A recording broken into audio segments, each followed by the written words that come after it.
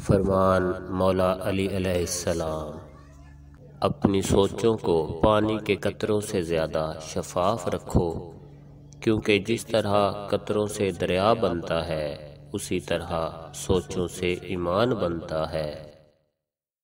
ایمان ایک درخت ہے جس کی جڑ یقین، شاخیں پرہیزگاری، پھول حیا اور پھل سخاوت ہے۔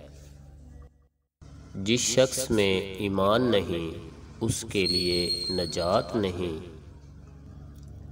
سب سے اچھا وہ شخص ہے جس کا ایمان خالص اور یقین صادق ہو۔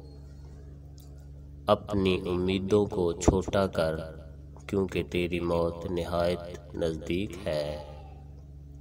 موت کو ہمیشہ یاد رکھو، مگر موت کی آرزو کبھی نہ کرنا۔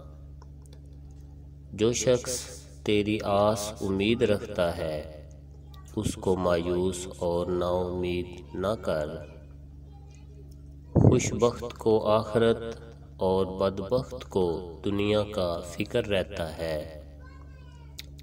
آخرت میں سب سے زیادہ غنی وہ شخص ہوگا جو دنیا میں سب سے زیادہ محتاج رہے گا۔ نیکی کا ارادہ شر کی آگ کو بجھا دیتا ہے۔ میری آپ سے ایک گزارش ہے کہ بزم مصطفیٰ کو سبسکرائب کر لیں، ویڈیو کو شیئر ضرور کریں، کیونکہ اچھی بات پھیلانا صدقہ جاریہ ہے۔ آپ کے تعاون کا بہت شکریہ۔